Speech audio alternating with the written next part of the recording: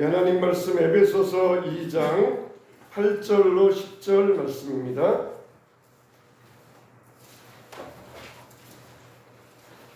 신약성경 311면 에베소서 2장 8절로 10절 말씀입니다. 에베소서 2장 8절로 10절. 자, 우리 이 시간은 한 목소리를 읽어보겠습니다. 자, 다 같이 시작. 너희는 그 은혜에 의하여 믿음으로 말미암아 구원을 받았으니 이것은 너희에게서 난 것이 아니요 하나님의 선물이라. 행위에서 난 것이 아니니 이는 누구든지 자랑하지 못하게 하니라. 우리는 그가 만드신 바라 그리스도 예수 안에서 선한 일을 위하여 지으심을 받은 자니 이 일은 하나님이 전에 예비하사 우리로 그 가운데서 행하게 하려 하심이니라. 아멘.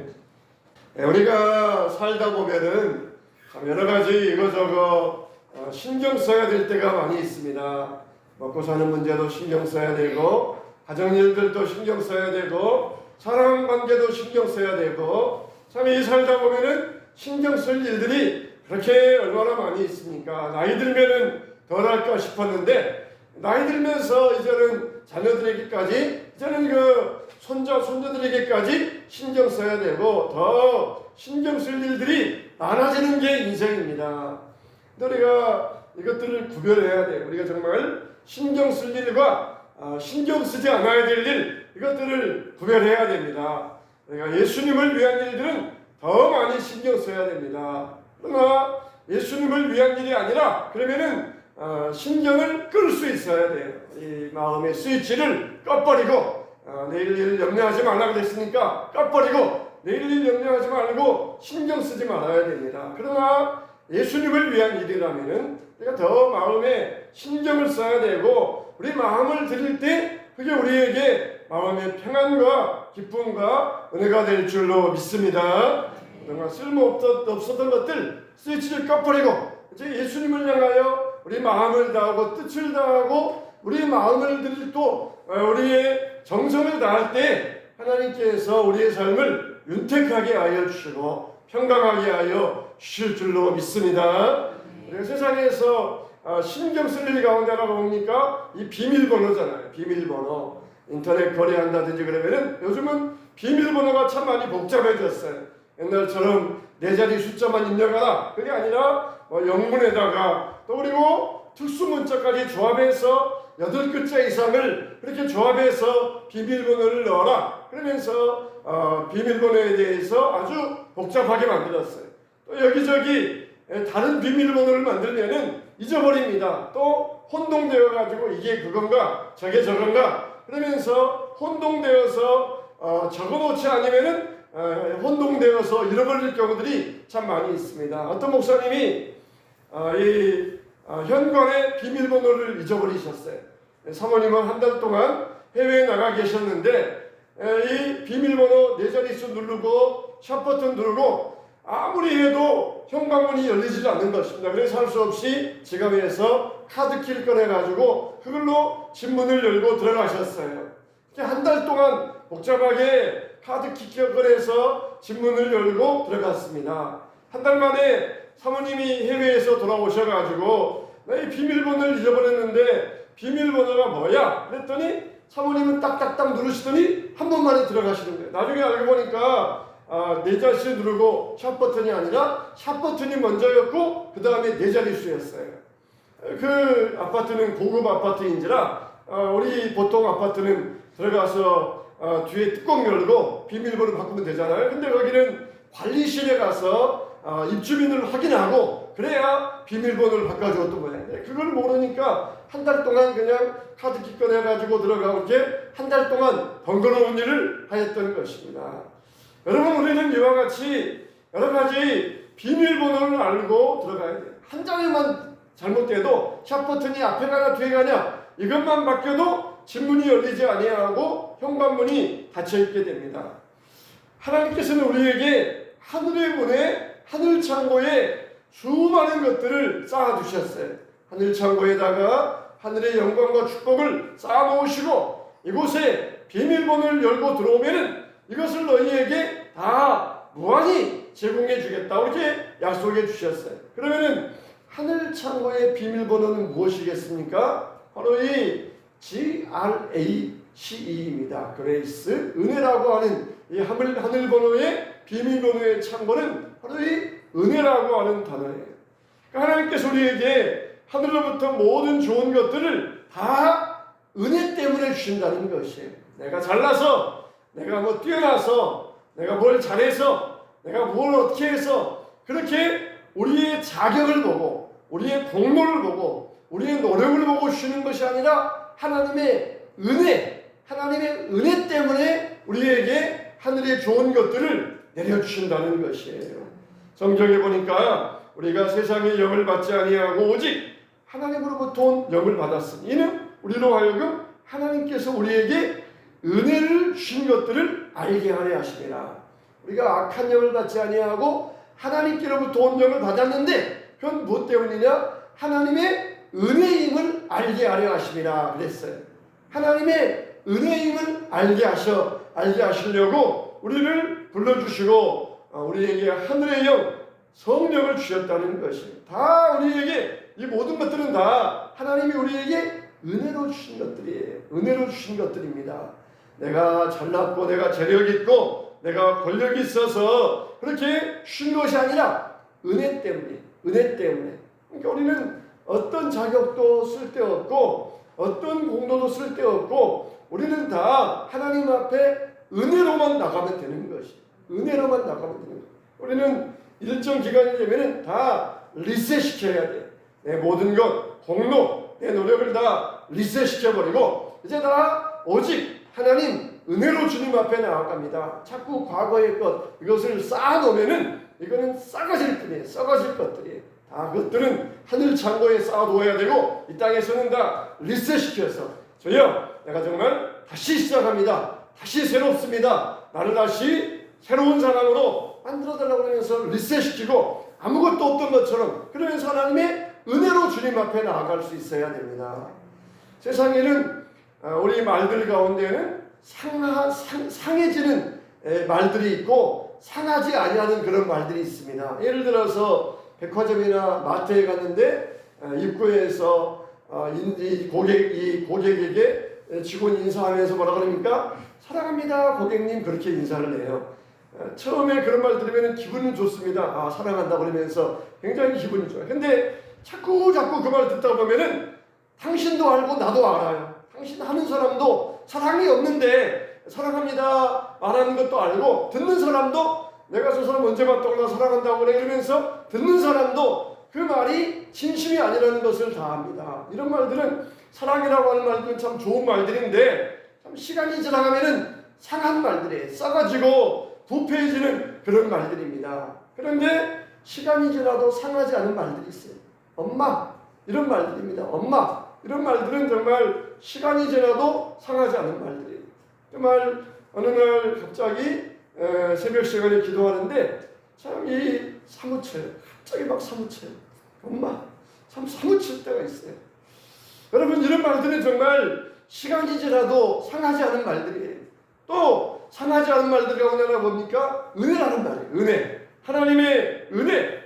우리가 은혜 때문에 구원받았다는 말. 이게 바로 상하지 않은 말들이에요. 상한 말들, 충격. 인터넷 뉴스에 보면 막 충격, 그리고 오열, 또 그런 말들이 있잖아요. 실제로 보면 뭐 충격도 아니고 오열도 아니고 속보도 아닌데 인터넷 조회수 늘리려고 그런 단어를 사용할 때가 있어요.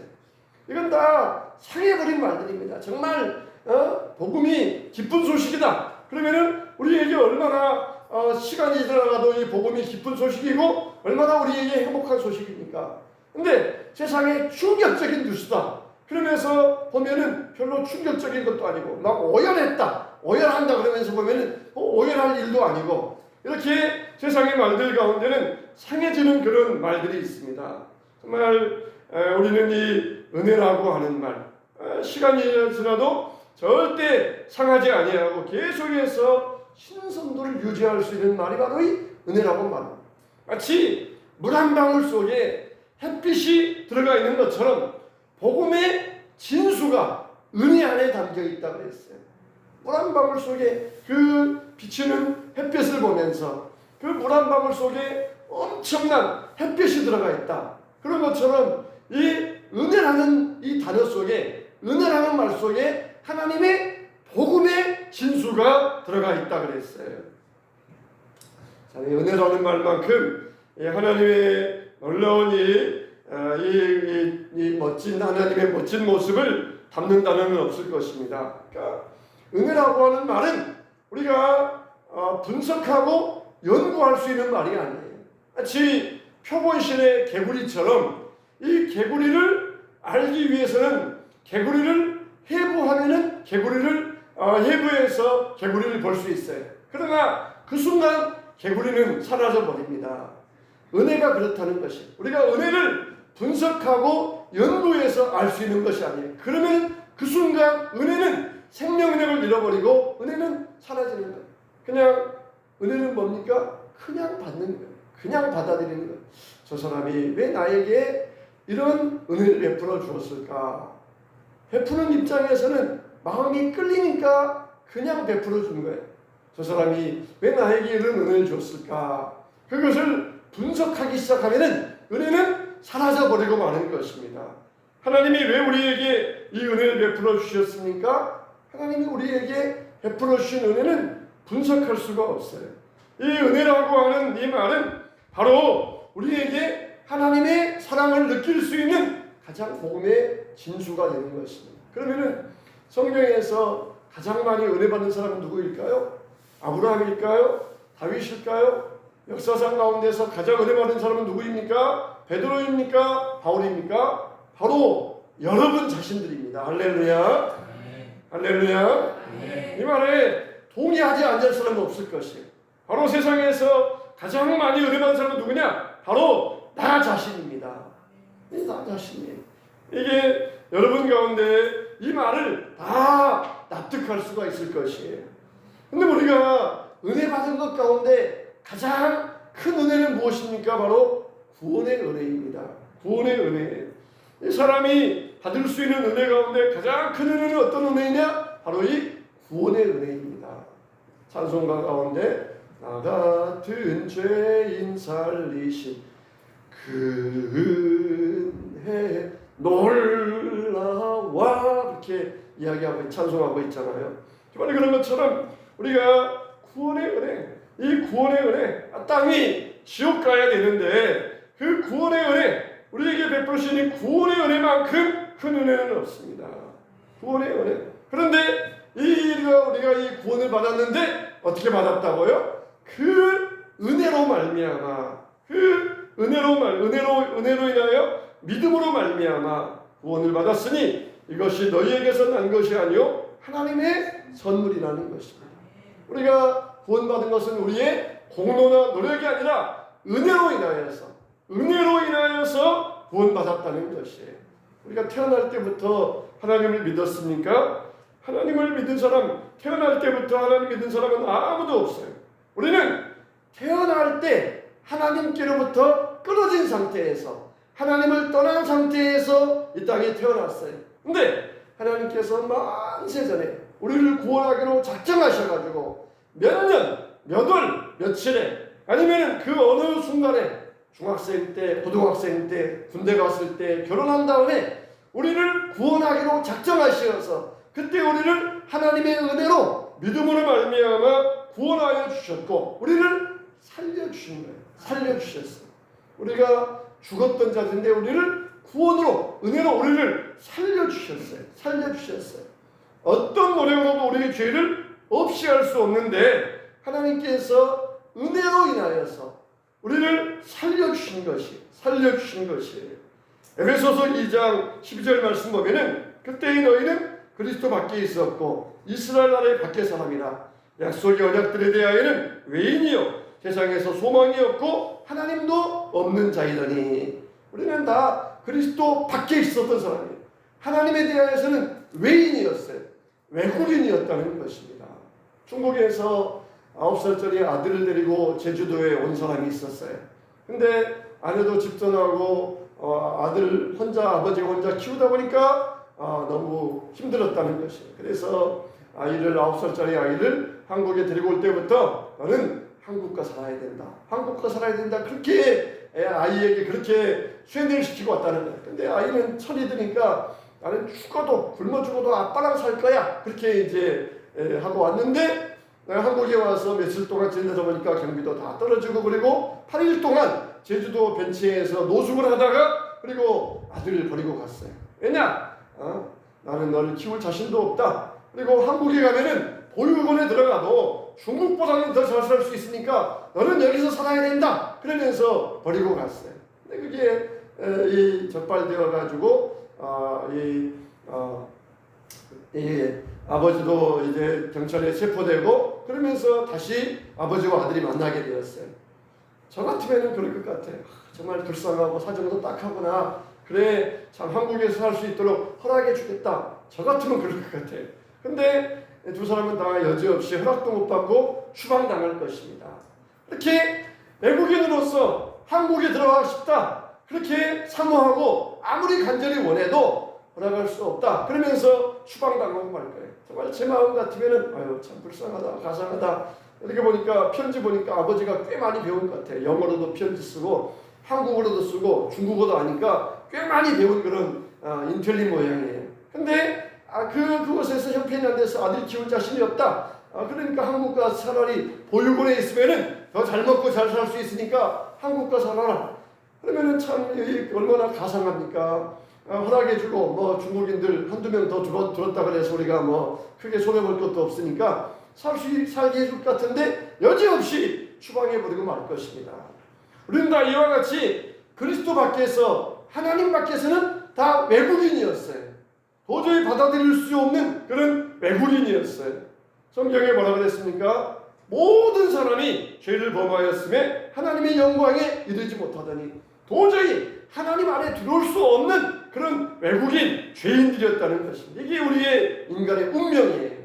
근데 결정적으로 하나님께는 약점이 하나 있어요. 그 뭡니까? 하나님은 사랑이 많으시다는 거예요. 사랑이 많으시다는 거예요. 우리가 조금만 눈물을 흘리고 조금만 주님 앞에 긍휼을 구하면은 오냐 알았다 허락하면서 베푸시는 하나님은 사랑의 하나님이시라는 거예요. 그래서 사도 요한이 정말 자기가 보았던 예수님 3년 동안 따라다니면서 예수님을 보았고 또 그리고 자기가 평생 동안 자기가 깨닫고 연구했던 바대로 요약한 것이 뭡니까? 한마디로 요약했는데 하나님은 사랑이시라. 하나님은 사랑이시라. 이게 사도 요한이 깨달았던 복음이에요. 평생 동안 정말 직접적으로 3년 동안 예수님 따라다니면서 말씀 배우고 듣고 평생 동안 나이가 늙어서 90이 되어서 자기가 깨달았던 하나님은 뭐예요? 하나님은 사랑이시라. 하나님은 사랑이시더라는 거예요. 사랑의 하나님께서 이렇게 우리 인간들을 정말 지옥 보낼 수가 없으셔가지고 하나밖에 없는 독생자 예수님을 이 땅에 보내주시고 모든 인류의 죄를 예수님에게 다 짊어지우셔가지고 우리 죄를 대신해서 아들이 죽음을 당하게 하셨던 것입니다. 그래서 그 아들로 말미암아 우리 인류의 모든 죄를 다 용서해 주시고 구원의 길을 열어주셨어요. 우리는 그리스도 밖에 있었던 자이고 하나님 나라에 대해서는 외국인이었어요. 소망도 없었습니다. 그런데 예수님으로 말미암아 내가 완전히 새롭게 된 것입니다. 에베소서 2장 13절 이하 19절 말씀 보면 이렇게 말씀하고 있습니다. 이제는 전에 멀리 있던 너희가 그리스도 안에서 그리스도의 피로 가까워졌느니라. 그는 우리의 화평이신지라. 둘로 하나를 만드사 원수된 것 곧 중간에 막힌 담을 자기 육체로 모시고 법조문으로 된 계명의 율법을 폐하셨으니 이는 이 둘로 자기 안에서 한 세 사람을 지어 화평하게 하시고 또 십자가로 이 둘을 한 몸으로 하나님과 화목하게 하려 하시구나. 원수된 것을 십자가로 소멸하시고 또 오셔서 먼데 있는 너희에게 평안을 전하시고 가까운 데 있는 자들에게 평안을 전하셨으니 이는 그로 말미암아 우리 둘이 한 성령 안에서 아버지께 나아감을 얻게 하려 하심이라. 그러므로 이제부터 너희는 외인도 아니요 나그네도 아니요 오직 성도들과 동일한 시민이요 하나님의 권속이라. 외인도 아니요 나그네도 아니요 동일한 시민이요 하나님의 권속이라. 그래 참 불쌍하다. 여기 살아라. 하나님 나라에 살아라. 우리를 그렇게 하나님의 사랑의 하나님께서 이렇게 우리를 허락해 주셨다는 것이에요. 우리는 오직 예수 그리스도의 공로로 말미암아 구원을 받게 되었습니다. 그런데 하나님은 왜 이렇게 인간들을 위하여서 비싼 값을 치르셨을까요? 또 하나님께서 우리를 사랑하셨다는데 그 많은 사람들 가운데서 왜 하필이면 나 자신에게 그 사랑이 향해졌을까요? 그래, 하나님이 사랑도 많으시고 인류를 위하여서 죽으셨다는 것도 알겠는데 하필이면 그 하고 많은 사람들 가운데서 왜 하나님이 나를 사랑하셨다는 것인가? 여러분, 그 정답이 무엇이 있겠습니까? 아무리 찾아봐도 알 수가 없어요. 그 정답은 뭡니까? 은혜밖에 없습니다. 하나님이 나를 왜 하고 많은 사람들 가운데서 지금도 수십억이 살고 있는데 수십억의 사람들 가운데서 나를 왜 하필이면 나를 사랑하셨다? 내가 이뻐서, 내가 똑똑해서, 내가 잘나서, 내가 무언가 건강해서 아무것도 아니에요. 그런 조건도 없어요. 구원받는 사람들 합쳐보면은 공통점이 없어요. 나이도 없고 인종도 없고 뭐 어떤 이 학력도 없고 공통점이라는 것은 아무것도 없어요. 다 달라요. 하나님은 다 개인 한 사람 한 사람을 보셔요. 한 사람 한 사람 그냥 뭉뚱그려가지고 너는 여기니까 그냥 뭉뚱그려가지고 너희는 뭐 연령대가 어떠니까 너희는 학식이 어떠니까 적당히 하시는 것이 아니라 한 사람 한 사람 아무 공통점이 없어요. 무엇입니까? 바로 하나님의 은혜라는 것 때문이에요. 은혜라는 것. 하나님의 은혜를 받을 만한 매력이 하나도 없지만은 바로 자격 없는 자들에게 베풀으시는 사랑. 그게 뭐라는 겁니까? 은혜라는 거예요. 모든 사람이 죄를 범하였음에 하나님의 영광에 이르지 못하더니 그리스도 예수 안에 있는 속량으로 말미암아 하나님의 은혜로 값없이 의롭다 하심을 얻은 자 되었느니라. 디도서에서도 이렇게 말씀하고 있어요. 우리 구주 하나님의 자비와 사람 사랑하심이 나타날 때에 우리를 구원하시되 우리가 행한 바 의로운 행위로 말미암지 아니하고 오직 그의 긍휼하심을 따라 중생의 씻음과 성령의 새롭게 하심으로 하셨나니 우리 구주 예수 그리스도로 말미암아 우리에게 그 성령을 풍성히 부어주시고 우리로 하여금 그의 은혜로 힘입어 의롭다 하심을 얻어 영생의 소망을 따라 상속자가 되게 하려 하심이라. 은혜로 말미암아 그의 상속자가 되게 하려 하심이라. 우리가 구원받은 이유 설명하라 그러면은 그 설명은 오직 은혜밖에 없어. 내가 그래도 이랬는데요, 내가 저랬는데요, 내가 그래도 몇 대째 신앙인데요. 구원받은 이유 설명할래야 설명할 수 없어요. 그런 조건들을 다 갖췄어도 하나도 일치되는 공통점이 없어요. 오직 하나님의 은혜밖에 없습니다. 은혜밖에 없어요. 은혜는 그래서 표병실의 개구리처럼 설명할 수 있는 것이 아니고 그냥 받아들이는 거예요. 그냥 받아들이고 그냥 우리가 느낄 수 있어야 돼요. 하나님이 우리에게 은혜를 베풀어 주셨습니까? 우리 은혜 받은 자들은 두 가지 있어야 됩니다. 첫째는 하나님의 은혜에 항상 감사하며 살아야 돼요. 하나님의 은혜 받은 것 감사하며 살아야 돼요. 하나님은 교만한 자를 싫어하신다고 그랬어요. 항상 은혜 받았으니까 야 내가 그래도 하나님 앞에 은혜 받을 만한 이런 자격이 있어서 하나님이 나를 사랑하시는 거야. 내가 얼마나 노력하고 얼마나 열심히 했는데 내가 얼마나 이런 자격이 있는데 그래서 하나님이 나를 사랑하시는 거야. 그런 건 필요 없어요. 얘는 오직 하나님 앞에 감사할 뿐입니다. 둘째는 뭡니까? 우리는 내가 받은 은혜를 자랑하지 말고 늘 겸손해야 됩니다. 감사와 겸손. 감사할 수 있어야 되고 겸손할 수 있어야 돼. 너는 못 받았는데 나는 받았다. 이렇게 자랑하게 하시려고 우리에게 은혜 주시는 것이 아니에요. 오직 겸손하기 위하여서 자랑치 못하게 하려 하시리라. 왜? 하나님이 은혜로 이런 구원을 베풀어 주셨냐. 누구든지 자랑치 못하게 하시려고. 자랑 못하게 하시려고. 하나님은 자랑하는 것을 싫어하셔요. 하나님만 자랑해야지 육신을 자랑하는 것은 하나님이 원하지 아니하십니다. 그래서 은혜가 무엇인지를 아는 사람들은 자랑하지 않습니다. 내가 다른 사람보다 뛰어나서 다른 사람보다 월등해서 이 자리에 서 있다. 내가 이 앞에 서 있다. 자랑치 못하게 하시려고 우리를 은혜로 세워주셨다는 것입니다. 나도 저들처럼 똑같은 사람인데 나도 저들처럼 다를 게 없는 사람인데 하나님의 무조건적인 선택으로 구원받았으니까 오히려 그게 미안해서 남들을 잘 섬기며 겸손히 살 수가 있어야 돼요. 정말 우리와 똑같은 우리 연령대의 남자들 보면 참 이 담배 피우고 술 마시고 또 세상에 가서 못된 짓 하고 그러면서 하루하루 그냥 그게 세상의 행복인 줄 알고 살아가요. 그런데 무엇 때문에 하나님을 알게 하셔서 하나님을 자랑하게 하셨는지, 정말 내가 받은 은혜가 크기 때문에 하나님을 자랑하지 아니할 수가 없다는 것이, 겸손하고 감사하면서 하나님 앞에 서지 아니할 수가 없다는 것입니다. 우리를 살려주셨어요. 죄와 허물로 죽었던 우리를 하나님의 은혜로 살려주셨어요. 우리는 평생 동안 이것을 감사하며 살아갈 수 있어야 될 것입니다. 만일 은혜로 된 것이면 행위로 말미암지 않으니 그렇지 아니하면 은혜가 은혜되지 못하느니라 그랬어요. 만세전에 어머니 뱃속에서 지어지기도 전에 창세전에 우리를 아시고 무조건적으로 선택하셨어요. 저항할 수 없게 하셨어요. 어떤 사람들은 그렇게 이야기를 하는 사람이 있어요.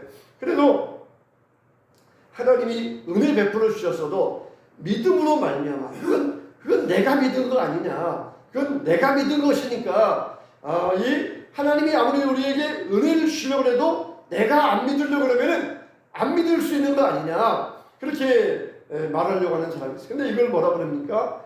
저항할 수 없는 은혜라고 그래요. 저항할 수 없는. 어떤 사람은 이걸 비유로 설명하면서 마치 산에 나무가 한 그루 서 있어요. 높은 산 꼭대기에 나무가 덩그러니 한 그루 서 있습니다. 그러면은 햇빛이 비쳐요. 햇빛이 그 나무에 비치는데 그 나무가 햇빛을 향하여 저항할 수 있습니까? 나 햇빛 싫어, 나는 자외선 싫어, 그러면서 자외선 차단제 바르고 햇빛을 피할 수 있습니까? 이건 그 나무에게 임하는 햇빛에 저항할 수 없는 은혜라는 것이에요.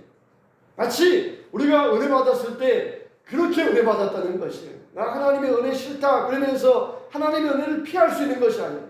그 은혜는 저항할 수 없이 나의 마음속에 밀려 들어와가지고 우리에게 햇살처럼 부어주시는 것이 하나님의 은혜입니다. 우리가 이 은혜는 절대로 내가 믿음으로 받았으니까 내가 안 믿으면 끝나는 거 아니냐 그랬는데, 이 하나님의 은혜는 내가 거부할 수 없는 것, 저항할 수 없는 게 하나님의 은혜입니다. 발 벌려 하나님의 은혜를 받아들일 뿐이에요. 살려주신 은혜, 구원의 은혜 얼마나 참 크고 감사한 은혜입니까? 그 은혜에 항상 감사하며 사시기 바랍니다. 그리고 겸손하시기 바랍니다. 이때 하나님께서는 우리를 들어 사용하셔서 우리 교회가 복되게 하시고 여러분 가정을 들어 쓰시면서 하나님의 큰 축복으로 대대 수손까지 수천 대까지 이 하나님의 은혜를 이루게 하여 주실 것입니다. 살려주신 은혜, 구원의 은혜, 이 큰 은혜를 받은 자들로서 날마다 감사하며 하나님의 사랑을 자랑하는 저와 여러분 되시기를 주님의 이름으로 축원합니다.